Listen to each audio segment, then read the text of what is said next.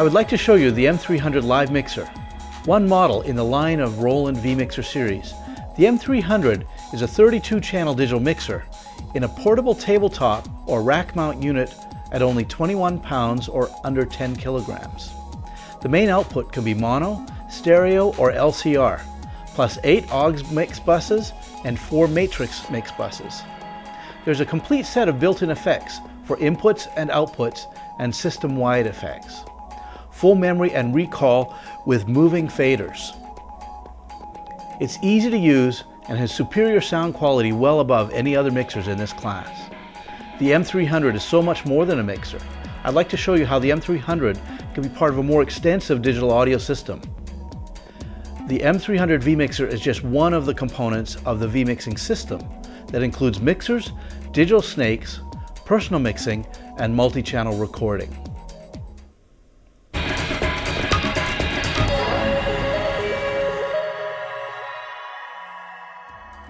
The key technology behind the vMixing system is Rack, or Roland Ethernet Audio Communication. Rack provides a digital link between the vMixer and a digital snake on the stage using standard Ethernet cable. By putting the microphone preamp into the digital snake on the stage, we get noticeably superior sound quality because the mic preamp is close to the original source. The digital snake also eliminates noise from interference, reduces chance of ground loop buzzes, and does not suffer the high-end roll-off you get with analog snakes. Using an Ethernet cable makes a vMixing system fast to install and easy to set up. Plug in just one cable and instantly connect 40 channels in each direction. Ethernet cable also makes a vMixing system extremely portable. No more heavy analog snake to lug around. Roland has a wide line of Rack products, including a complete lineup of digital snakes that can be used with the M300 and other Roland vMixers. This is a typical simple setup of the M300 vMixer with two S1608 digital snakes for 32 by 16 on the stage, connected to the two Rack ports of the M300. The Rack system allows flexible expansion or customization. This system shows how a Rack merge unit allows more inputs on the stage. Rack allows fully digital splits, so you can connect the Roland personal mixing system, widely regarded as the world's best personal mixing system.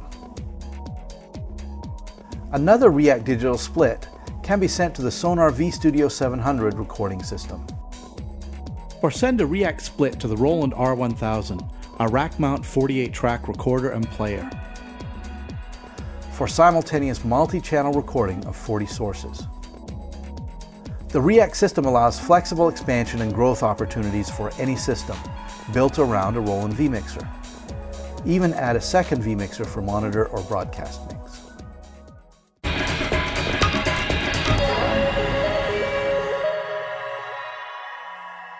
On the back panel, you can find 4 XLR balanced inputs, 4 TRS balanced inputs, 4 RCA inputs. There are 4 XLR outputs, there are 4 balanced TRS outputs, and then there's 2 Rack ports. You can expand the number of inputs and outputs using digital snakes connected by Rack. Here's the USB connector for connecting a PC with the RCS software. The M300 also has an RS-232 port for remote control from automation or integrated control systems, and MIDI ports allow a V-Link connection from Roland video mixers for true audio follows video functions.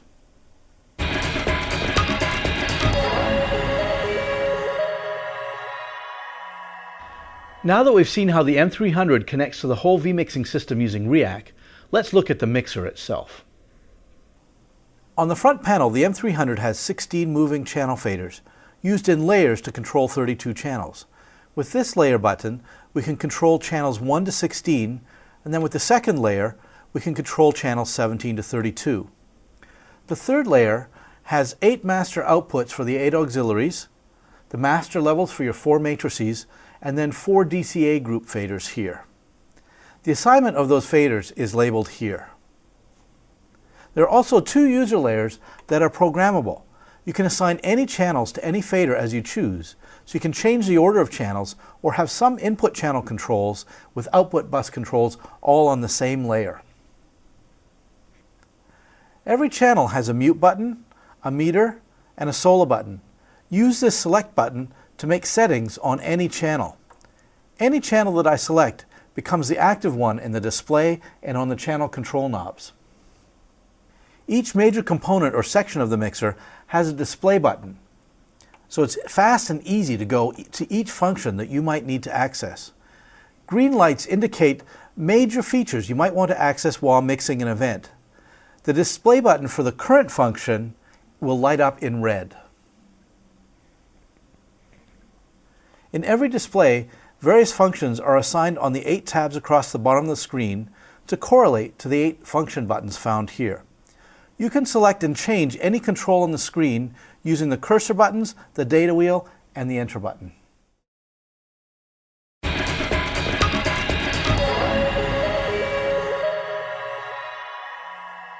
Let's examine the functions of the mixer. All audio coming from inputs on the back of the console or through digital snakes connected by REAC come into the mixer through a virtual patch bay. This is where we can assign any input to any mixing channel. Select the patch bay display button. The display shows a grid with inputs across the top and channels down the side. Tabs allow us to select from inputs or outputs and from the digital snake or connectors on the back of the console. Using the cursor and enter buttons, we can make connections. We can assign one input to multiple channels, great for a microphone to be shared by 2 people needing 2 different EQ and monitor settings.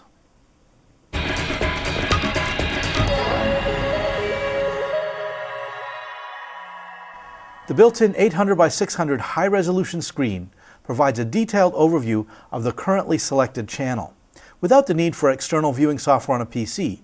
Metering, gate and compressor activity, EQ, auxiliary bus settings, everything can be seen at a moment's glance. Top center of the screen, you can see a channel name and source input location as assigned by the patch bay. In the channel control area, we have preamp gain, a 20 dB pad switch, and a phantom power switch. If this channel is getting audio from a digital snake, then the control signal for these parameters is sent over a REAC connection to remotely control the preamp in the digital snake that is on the stage. Input metering can be done with these LEDs or with the input level for the gate, the first processor immediately after the preamp. Every channel has a dedicated gate processor. Press the gate display button to control details of the gate for the current channel. You can see the Gate On tab in the display here, so F2 button turns the gate on and off. You can control the parameters of the gate using these knobs, color-coded to match the functions in the display. Use the left and right buttons to change the assignment of these knobs, and you can see that in the display. Note that the gate can also run in expander or ducking modes. When you have the settings you want for the gate, you can press the channel display button to go back to the channel overview. The next processor on every channel is the compressor. Press the compressor display button to control details of the compressor. You can see the compressor on-off tab here, so F2 controls that just like the gate. And you can control the parameters of the compressor using these knobs. Both the gate and compressor have their own libraries where you can save your settings or recall factory suggested presets. We'll look at how to use these libraries in a moment.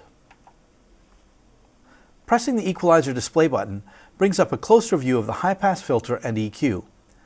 The channel EQ is a 4-band parametric with upper and lower bands switchable to shelving mode. The high-pass filter has its own dedicated on-off button, and you can see how it affects the frequency response in the display here. To control the EQ bands, select a band with the high, low, high, mid, and high buttons on the left. Then make settings for that band with the Q, frequency, and gain knobs. Like many parts of the M300, the equalizer has a library where you can save your own settings into memory. There's also a good selection of factory presets. In the EQ over display, press the F4 button to select the library. Now you can see a list of settings starting with the factory presets, followed by memory slots for user settings. When you find a setting that you like, press recall, and that setting now is shown in the display and is functioning on that channel. Here is your pan knob. If your mixer is being used in an LCR setup, you'll find LCR settings on the screen here. You can send the current selected channel to the auxiliary and matrix buses with this section. Simply select the bus you wish to control and turn the level knob. You can see the setting for all output buses in the channel overview display. Any send that's post fader shows a green bar, and all other patch points show a blue bar. To set a patch point, use the Sends Display button. Then use the cursor keys to highlight your selection, either pre-EQ, pre-fader, or post-fader, and then press Enter to select that patch point. But perhaps a faster way to mix auxiliaries and matrices is using the Sends On Fader. First, turn on the Sends On Fader with this button. Then select any of your mix buses, such as Auxiliary 1. Now you can mix Auxiliary 1 on the faders. Then select another bus and you can mix that one on the faders. You can do the same for matrices and mix every channel to that matrix. Moving faders are so valuable here. I can instantly see what's being sent to each monitor on stage. Here's the mix to my lead vocalist monitor, here's my guitarist monitor, here's the drummer's monitor, and then the piano player's monitor. Turn off the Sends On Fader and all these faders return to their function of controlling the main mix. There's also a library for the channel, with all settings as a whole. In the channel overview screen, press F4 to select the library. You can see a list of factory presets, and then below that, user locations where you can store your own settings. To save your own settings, select one of the user memory locations and press F5 to store. You can now enter a name for your settings using the cursor keys and the data wheel to select each character. Press F8 to store.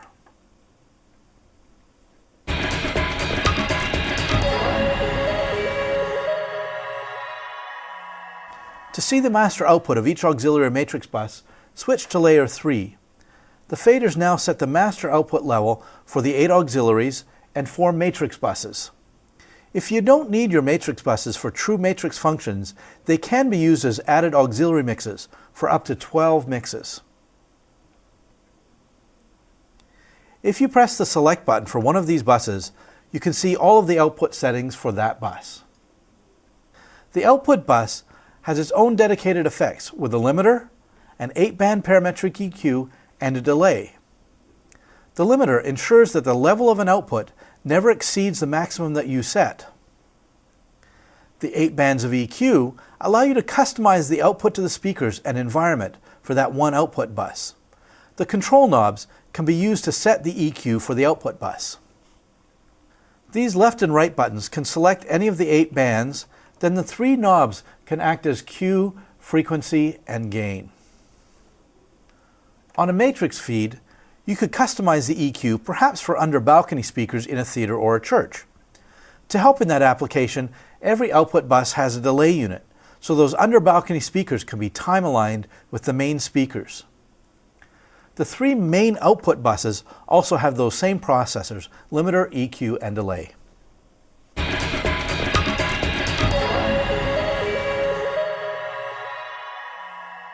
I've shown you the comprehensive set of input processors and output processors.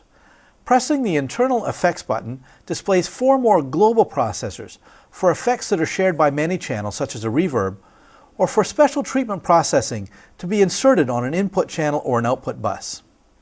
Currently I have set a graphic EQ, a chorus unit, a stereo delay, and a reverb processor in effects number 4. To change the settings on this reverb, I find this tab, Edit Effects 4, so I press the F4 button. Here you can see and adjust the parameters of the reverb using the cursor keys and the data wheel. The library has factory suggested presets at the top of the list and then user memory locations where you can save your own settings for this reverb or any other effect. Return to the effects overview by pressing the Internal Effects button. Let's change this chorus into some other type of processor. First, use the cursor keys to highlight that effect icon. Then press Enter. Here you can see a list of presets, and I'd like to show you this effect, the channel strip. Let's insert that onto channel 5. This box here shows where this effect is applied. If I highlight the box and press Enter, I get a list of channels where I can insert that effect. I can select channel 5 by highlighting it and pressing Enter. When I close with the F8 button, I can see now that this channel strip is applied to channel 5. Let's take a look at that effect by pressing F2 to edit its settings. This effect gives me an enhancer or de-esser, 4 more bands of EQ, and a delay. Inserting that onto channel 5 adds all of those effects to the gate, compressor, and EQ that are already part of channel 5.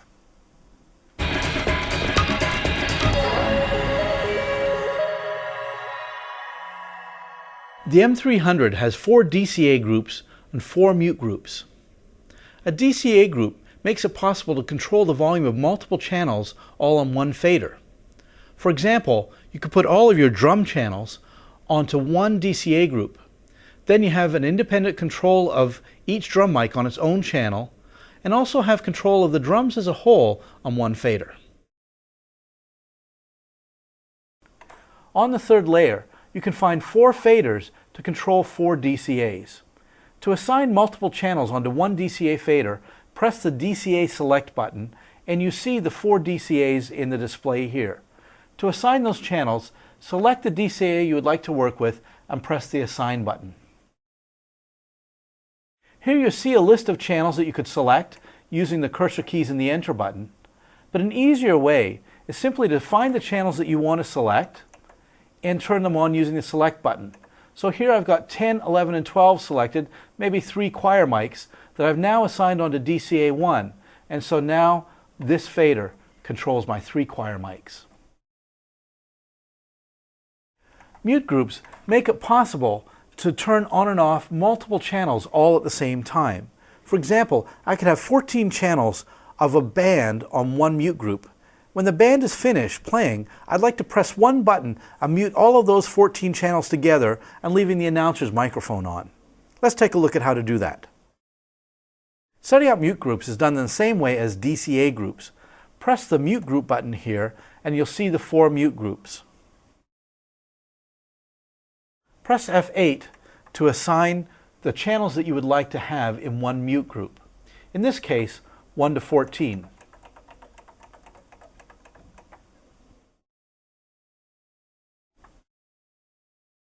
So now you can see that when I press F1, I'm turning all 14 channels on and off at the same time. You can assign the master on-off switch for this mute group to any of the 8 user buttons found over here. I'll explain how to do that in a few minutes.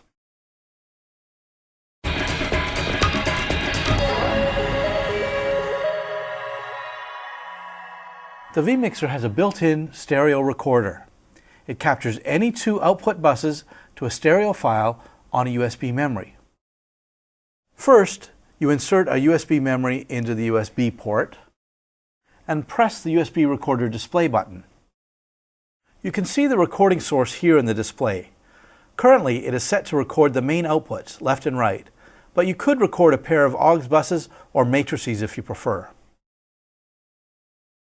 Press record and play, and now the M300 is capturing audio to a full uncompressed WAV file, high quality for any use.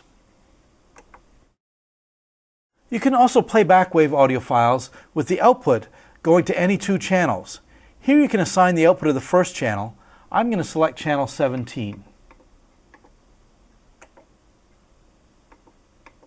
Using the cursor buttons and Enter, I highlight 17 and assign it, and now that's my first bus assigned.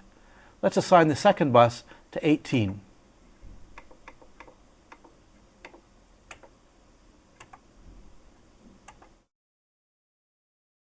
Now with WAV files on the USB memory, I can play back with simple transport controls, much like a CD player.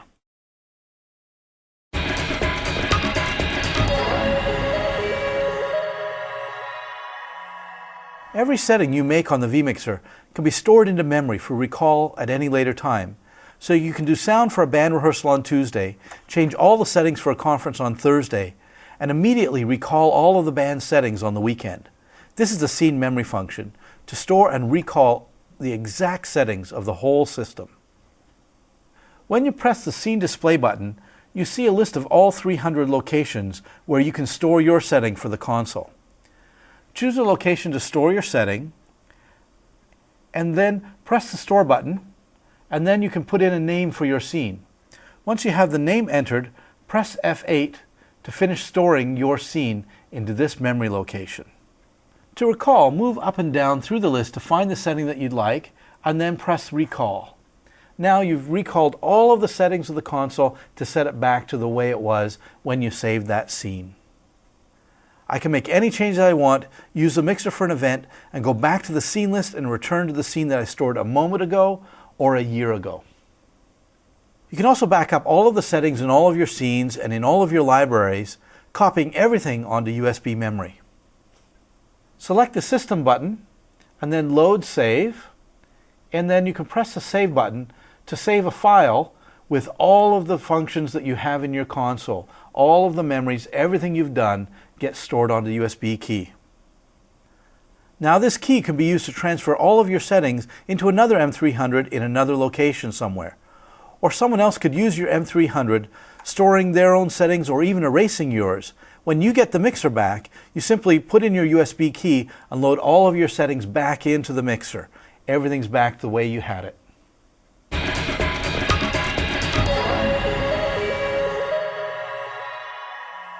Roland vMixers have a user-level control or authentication system. An administrator has a password to access every feature of the mixer. The administrator can determine what features any other user can access. The administrator creates a key for the console using a USB memory. This key can open to that user all the functions as allowed by the administrator. Settings that should not be changed by that user are locked when the user signs in with his key. For example, the administrator might allow an experienced user to access every setting except the equalizer on the main outputs, but a novice user may not change the system effects. Each user can have their own key that allows them to access the specific features they're authorized to use.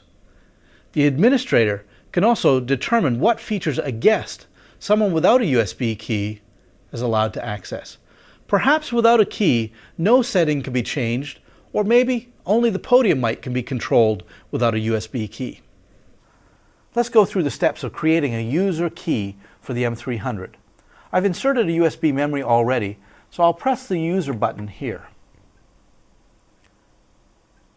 I select the guest account and go to User Level here, where I can see different functions that I can enable for access for this particular user. I see a list of channels and the functions for channels, so I can turn off particular channels that I don't want the user to use, or perhaps specific functions, for example the compressor or the gate. I have the same kind of display for my output buses, and then under Other I have miscellaneous items, so here I could turn off, for example, access to internal effects, or possibly disable the ability for a user to store their own scenes. So I can turn on and off functions by simply selecting those with the cursors and pressing Enter to disable the functionality of this particular part.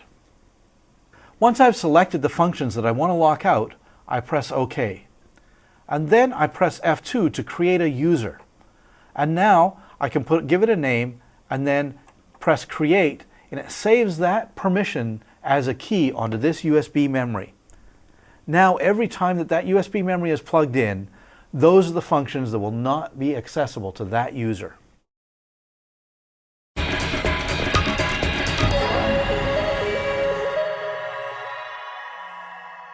Each user can also have a number of their own preferences stored on their USB key. Preferences include assignment of the user layers and these 8 user buttons. From the user display area, press F6, User Preferences, to see things that you can customize for every user, including the layers, the buttons, and then Other shows some basic functionality and options available to each person. Press F3 to see the assignment of the function of these buttons. Select any one of the 8 windows here to correlate to the 8 buttons here. I'm going to select just the first one and press Enter. On the left column here, I see a list of functions that could be assigned to my function buttons, and I'm going to select Mute Groups. In the next column over, I have the 4 mute groups available. I want to select mute group number 1. Press OK, and now this first button is my mute group number 1, which you'll remember I had assigned to channels 1 to 14. There are hundreds of different functions you could assign to these buttons. The 8 buttons can control 16 different functions, 1 to 8, and then 9 to 16 while I hold down the Shift button.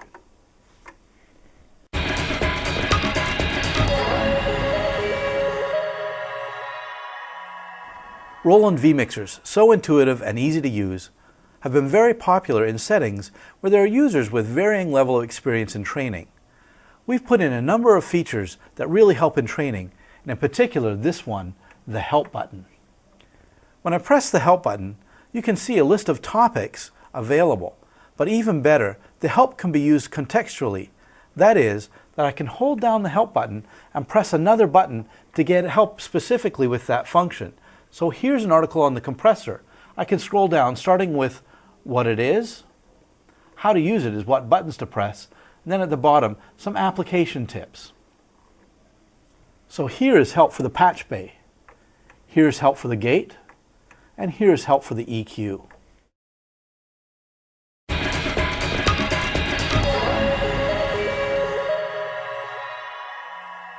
The vMixing system makes it easy to add the Roland personal mixing system. Using the S4000D, you can distribute 40 channels of audio to every user's own personal mixer. So now we've added a Roland personal mixing system. In the monitor area, you'll find the M48 manager, where you can see all of the M48s in your system. You can see every parameter that each user has set. Furthermore, you can even take control of each M48 from the vMixer itself. The Engineer's Monitor function allows you to assign one M48 at your mix position to mirror other users' mixers to monitor or make settings. So when I make changes at the Engineer's M48, it can be sent to a user's M48, the one on the right here. So as I make changes here on my mixer, you can see those changes also on the other mixer. You can also manage memory functions and make backups of the settings of each personal mixer. Check out our other videos about the Roland personal mixing system for more details.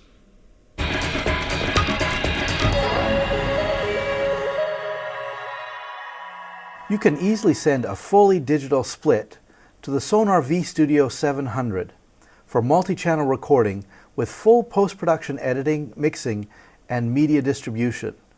The Sonar V-Studio 700 receives 40 channels of audio over a REAC connection directly into the PC's Ethernet port. Or send REAC audio to the Roland R1000, a standalone dedicated rack-mount 48-track recorder and player. You simply need to set up which channel you want to send out using the Output Patch Bay. If your recording system is on REAC A, you select the REAC A tab and Output, and then select any 40 sources you want to send directly to recording, whether channel direct outputs, mix buses, or any other audio source in the M300. When recording channel direct outputs, you can find the output patch point for each channel right here. You can set it using the cursor keys and the data wheel. You can also record with the R1000 in line between the mixer and your digital snakes. This allows a full virtual sound check. For more details, check out the R1000, our 48-track recorder and player, on the Roland Systems Group website.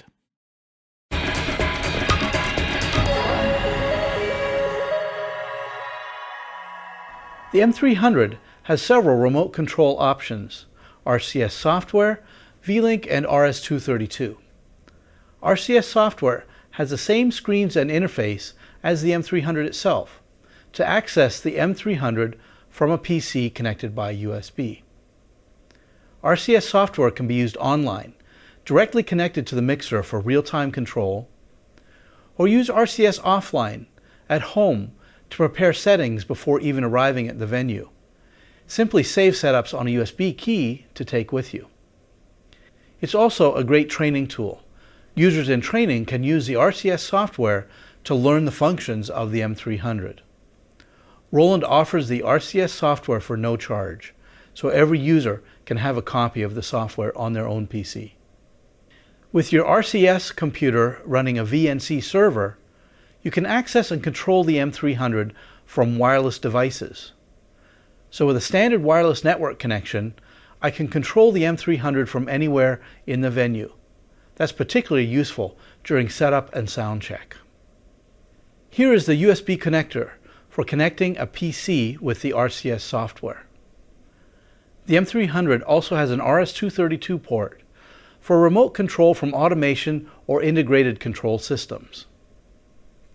MIDI ports allow a V-Link connection from Roland video mixers for true audio follows video functions.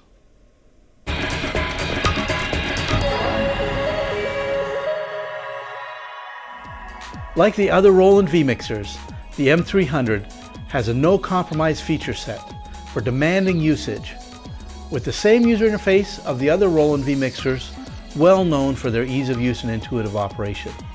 But the M300 is much more than just a mixer.